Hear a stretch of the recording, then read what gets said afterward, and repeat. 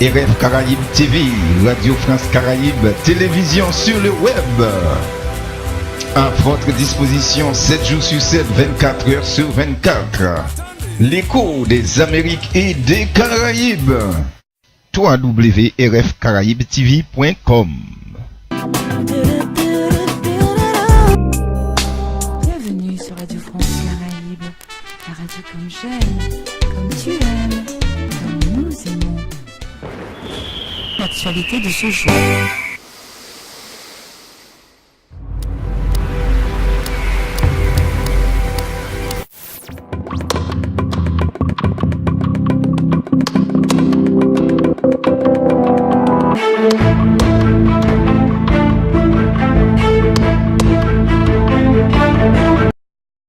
Bonjour à tous et à toutes, voici le journal de la semaine en direct de Haïti, présenté par Louis Michelet sur Radio France Caraïbes et RF Caraïbes TV.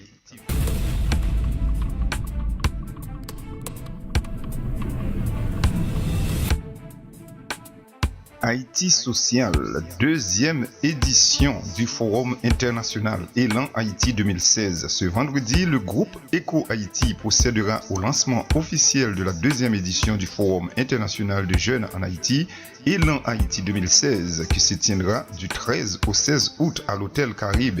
Ce forum, tous les 2 ans, vise à dévoiler les meilleurs potentiels de jeunes sensibilisés à la question d'Haïti et se veut une nouvelle expérience de la jeunesse haïtienne avec les secteurs publics et privés ainsi que les partenaires du développement. EH 2016 comprend une série de conférences, de visites, d'ateliers et de tables rondes consacrées à une réflexion profonde, sincère, porteuse, engagée, inclusive sur Haïti entre des jeunes étudiants, leaders actifs ou entrepreneurs haïtiens et internationaux sélectionnés de manière compétitive dans le but de favoriser des échanges horizontaux sur les grands problèmes nationaux tout en encourageant des actions concrètes en faveur du développement positif d'Haïti.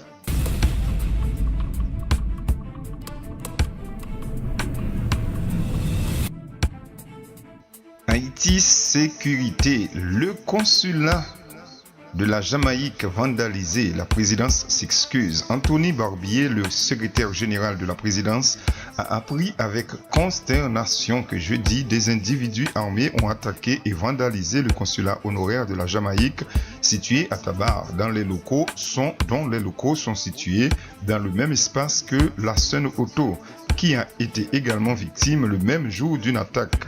La présidence saisit l'occasion pour présenter officiellement ses excuses au consulat honoraire de la Jamaïque en Haïti, dont les locaux ont été vandalisés en violation de la Convention de Vienne et de son article 31 quant à l'inviolabilité territoriale des locaux consulaires. Anthony Barbier est tout particulièrement consterné par la collaboration des structures de l'État dans des actions marquées par la perturbation de l'ordre public qui menace les investissements, seul garant du procès durable dans le pays. La présidence a d'ores et déjà instruit le ministre de la Justice, le commissaire du gouvernement et le directeur général AI de la police nationale afin que ces bandits soient identifiés et poursuivis et que toutes les dispositions utiles soient prises pour rétablir le calme. La présidence assure de sa solidarité et de son accompagnement à toutes les victimes de ces actes qui s'apparentent dans cette période électorale à une stratégie de déstabilisation politique et sociale.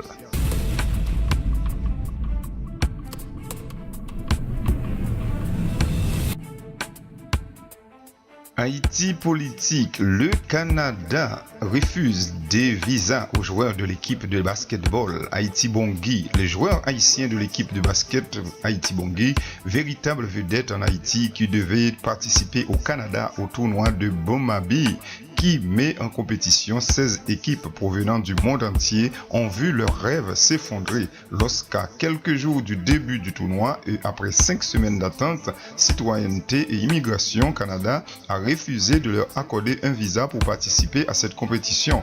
Les joueurs vivaient déjà dans l'angoisse et redoutaient cette décision depuis juin après qu'une gestionnaire de l'ambassade du Canada à Port-au-Prince leur avait envoyé un mail dans lequel il affirmait qu'il y avait peu de chances pour que leur demande de visa soit approuvée étant donné les conditions extrêmes de pauvreté du pays.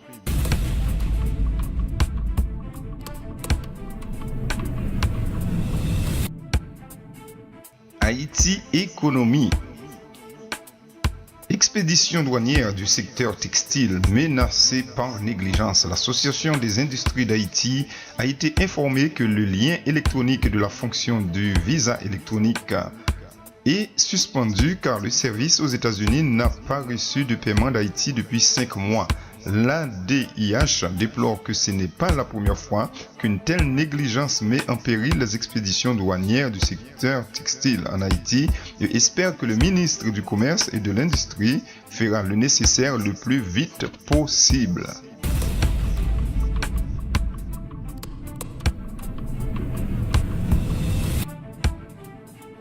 Haïti Éducation, transfert des élèves des écoles privées vers les écoles publiques. Dans une circulaire portant sur la gestion des effectifs du programme de scolarisation universelle gratuite et obligatoire PSUGO, Jean Beauvais-Dorson, le ministre de l'Éducation nationale et de la formation professionnelle, explique qu'afin d'assurer une meilleure gestion de PSUGO, tant au point pédagogique qu'administratif, en tenant compte des limitations des ressources au niveau de l'État, il a été décidé de généraliser pour toutes les classes le transfert des enfants bénéficiaires du PSUGO des écoles privées vers les écoles publiques à partir de la rentrée scolaire 2016-2017.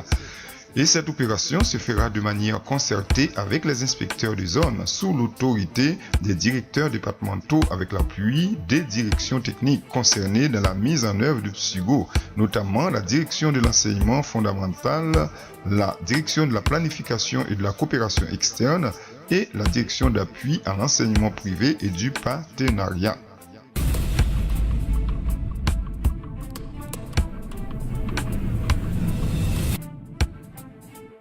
Haïti Santé. Soulagement pour les patients de l'UVH. Les 4 nouveaux générateurs d'hémodialyse financés grâce à un don de $100 000 de la République de Chine, Taïwan, sont arrivés et installés dans l'unité de dialyse de l'hôpital de l'Université d'État d'Haïti et des patients souffrant d'insuffisance rénale ont pu recevoir leur première séance de dialyse. Il n'est plus question de rupture de stock, de manque d'appareils d'hémodialyse, de dysfonctionnement du système de traitement d'eau aux 2 anciennes machines. S'ajoute que 4 nouveaux appareils fraîchement installés pour desservir la population. Le système d'eau a été réparé et la direction d'hôpital a doté l'unité de dialyse d'intrants, a déclaré le docteur Gabriel Timothée, directeur général du ministère.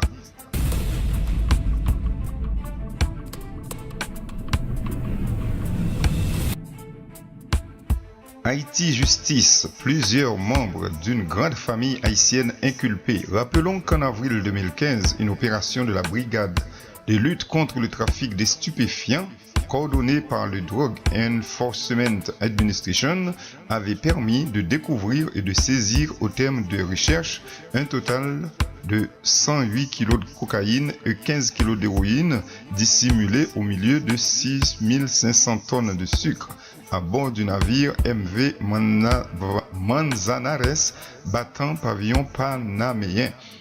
Rebondissement dans le dossier de Manzanares suite à l'ordonnance de clôture du juge d'instruction Berge au surpris du tribunal de première instance de Port-au-Prince, l'homme d'affaires Marc-Antoine Accra, responsable de la compagnie importatrice de la cargaison du sucre, Sébastien François-Xavier Accra et Grégory Georges alias Tiketan auraient été inculpés pour trafic illicite de drogue. Vendredi, Jean-Danton Léger, le commissaire du gouvernement, a confirmé que l'ordonnance avait été reçue et que le substitut en charge du dossier avait été instruit d'agir rapidement dans cette affaire. Rappelons qu'en avril dernier, le commissaire Léger avait émis une ordre d'interdiction de départ contre Marc-Antoine Accra dans le cadre du dossier Manzanares. Interdiction qui avait été annulée en recours par le tribunal des référés.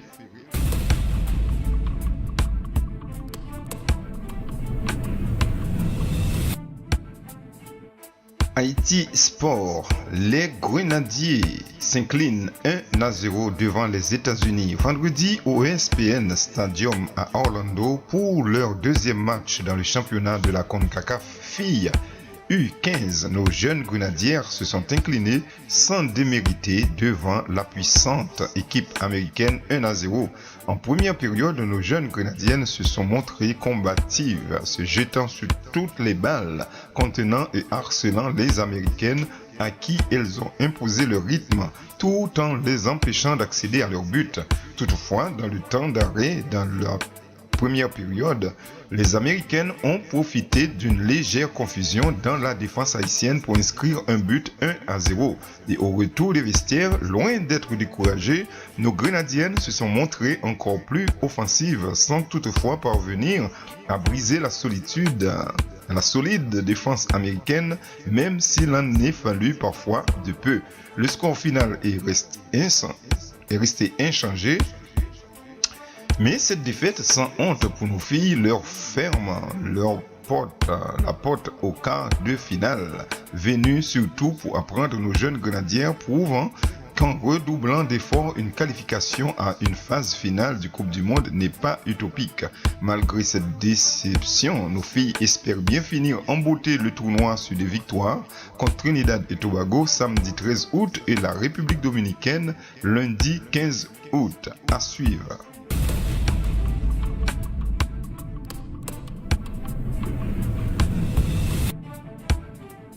Haïti élections. Les bulletins de vote seront imprimés à Dubaï. Uder Antoine, le directeur exécutif du Conseil électoral provisoire, a fait savoir que c'est la firme de Dubaï Al Ghurair Printing and Publishing qui a de nouveau été choisie pour l'impression des bulletins de vote suite à un appel d'offres international fortement critiqué par les imprimeurs locaux. L'offre de la firme de Dubaï est estimée à 2 552 556 $ américains, incluant le transport. Surclassé, 2 autres soumissaires, une firme anglaise et une sud-africaine. À noter que malgré leur intérêt manifesté, aucune firme haïtienne n'a pris part à l'appel d'offres relatif à la fabrication des bulletins et matériels sensibles. Selon Uder Antoine, 2 firmes haïtiennes étaient intéressées, mais elles se sont finalement retirées.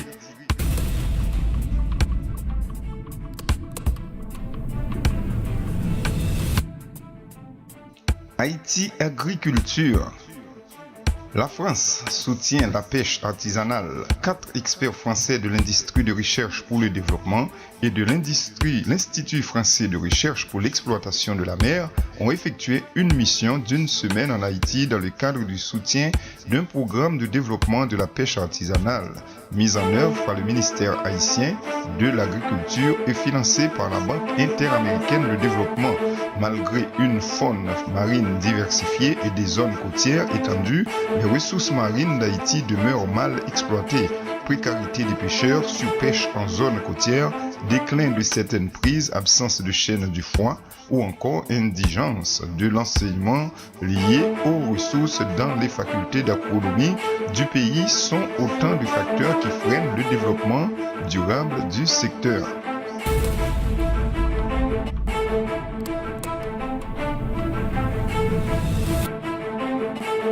Et enfin, quelques zappings en politique pour finir. Les élections.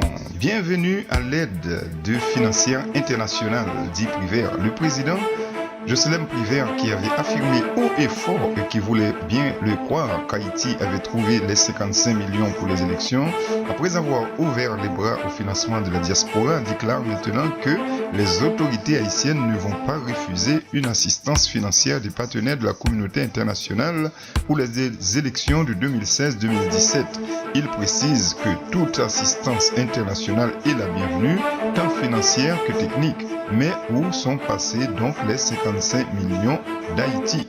Directeur général des presses nationales démissionne. Dans une lettre adressée au Palais national, Ronald Saint-Jean, le directeur général des presses nationales d'Haïti, nommé par arrêté le 5 avril 2016, a décidé de démissionner de son poste. Comme raison, il a expliqué, entre autres, que l'appel d'offres publié par le Programme des Nations Unies pour le développement constitue une violation flagrante de la législation haïtienne et que cet appel à candidature octroyé à la firme de Dubaï, Al Ghurair Printing and Publishing, constitue une perte sèche pour l'économie haïtienne.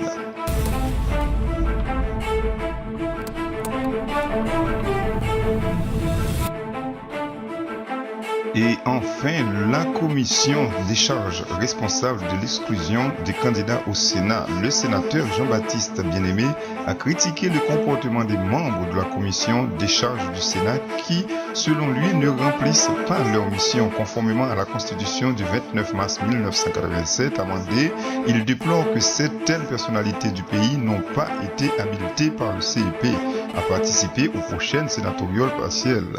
Faute d'avoir obtenu une décharge, le sénateur rend cette commission responsable de cette situation.